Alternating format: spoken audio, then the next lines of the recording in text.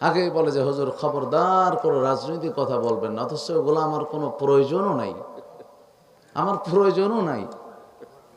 কারণ রাজনৈতিক কথা তখনই হবে যখন আমি কোনো রাজনৈতিক দলের কি হব, লিডার হব বা কর্মী হব। তবে আবার কিছু বক্তাতে এমন আছে, অন্যরা আবার বলে যে ভোট দিবেন একটা 18 কোটি মানুষের নামাজের সওয়াব পেয়ে যাবেন। আছে না নাই? আরো জোরে বলেন, আছে না নাই? চিন্তা করা যায়, ভোট কিনার লাগিয়ে কত চিন্তা ভাবনা। দিবেন এক ভোট, 18 কোটি মানুষের নামাজের সওয়াব আপনার বাপদাদার আমল নামে 14 গোষ্ঠী পৌঁছায় দিছে। চিন্তা করছে। আল্লাহু আকবার, আল্লাহ হেফাজত করো, বলেন না আমিন।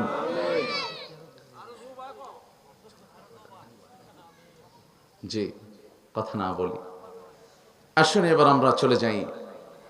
এই সূরাটাকে আমি গত মাসের 1 তারিখে উমরার সফর করেছিলাম।